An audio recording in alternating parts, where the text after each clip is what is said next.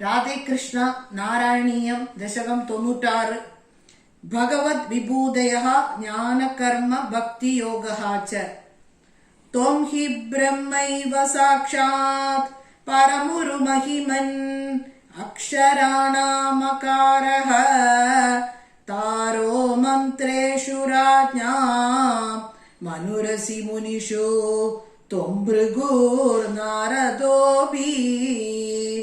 പ്രഹ്ലാദോ ദാനവാനാം പശുഷു ച സുരഭിഃ പക്ഷിണാം വൈനതേയഃ നാഗാനാമസ്യ നന്ദഃ സുരസരിദപി ച സ്രോതസാം വിശ്വമൂർത്തേ ബ്രഹ്മണ്യാനാം ബലിസ്ത്വം ക്രതുഷു ച ജപയജ്ഞോസി വീരേഷു പാർത്ഥഃ ഭക്താനാമുദ്ധവസ്ത്വം ബലമസി ബലിനാം ധാമ തേജസ്വിനാം ത്വം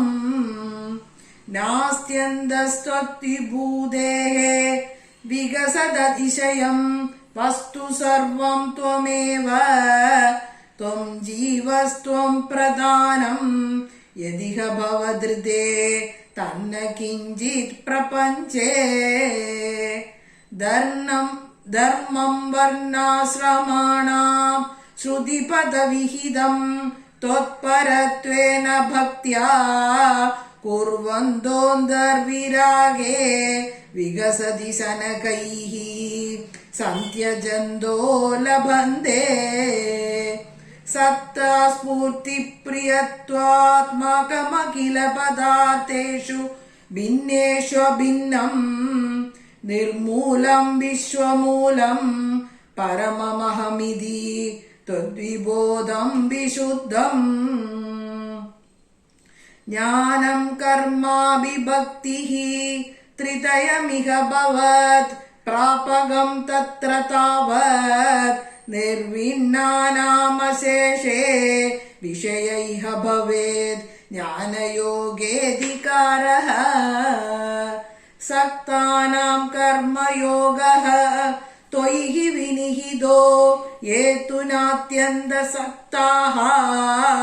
നാപ്യത്യന്തം വിരക്താഃ ത്വയി ച ധൃതരസാഃ ഭക്തിയോഗോ ഹ്യമീഷാം ജ്ഞാനം ത്വദ്ഭക്തതാം വാ ലഘുസുഹൃതവശാൻ മർത്യലോകേ ലഭന്തെ തസ്മാത് തത്രൈവ ജന്മ സ്മരയതി ഭഗവൻ നരകോ നരകോ വാ ആവിഷ്ടം മാം തു ദൈവാത് ഭവജലനിധി പൂതായിദേ മർത്യദേഹേ ത്വം കൃത്വാ കർണധാരം ഗുരുമനുഗുണ വാദായിതസ്താരയേതാഃ അവ്യക്തം മാർഗയന്തഃ ശ്രുതിഭിരഭിനയൈഃ കേവലജ്ഞാനലുബ്ധാഃ ക്ലിശ്യന്തേതീവ സിദ്ധിം ബഹുധരജനുഷാം അന്ത ഏവ ബ്രുവന്തി ദൂരസ്ഥഃ കർമ്മയോഗോऽപി ച പരമഫലേ നന്വയം ഭക്തിയോഗഃ ത്വാമൂലാദേവ ഹൃദ്യഃ ത്വരിതമയി ഭവത് പ്രാപകോ വർദ്ധതാമേ ജ്ഞാനായൈവാദിയത്നം മുനിരപവദതേ ബ്രഹ്മതത്വം തു ശൃണ്വൻ ഗാഢം ത്വത്പാദഭക്തിം ശരണമയതിയഃ തസ്യ മുക്തികരാഗ്രേ ത്വദ്ധ്യാനേപീഹ തുല്യാ പനരസുകരദാ ചിത്തചാഞ്ചല്യഹേതോഃ അഭ്യാസാദാസു ശക്യം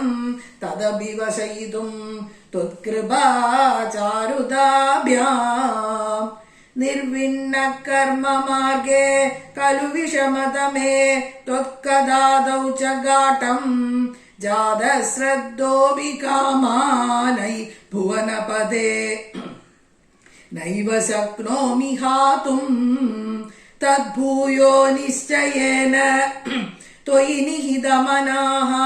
दोषबुद्ध्या भजस्तान् पुष्णीयां भक्तिमेव त्वयि हृदयगदे मंशुनङ्क्षन्ति सङ्गाः कश्चित् क्लेशार्जितार्थ क्षयविमलमधीर्नुद्यमानो जनौकैः प्रागेवं प्राह विप्रो न खलु मम जनः कालकर्मग्रहा वा चेतो मे दुःखहेतुः तदिह गुणगणं भावयत् सर्वकारीत् उक्त्वा शान्तो गतस्त्वां मम च कुरु विभो तादृशी चित्तशान्तिम्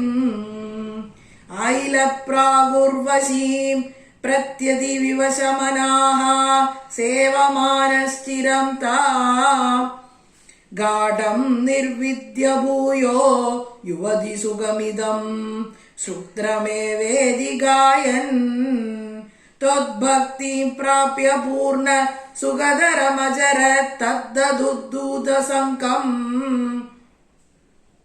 भक्तो तं संक्रियामां पवनपुरपदे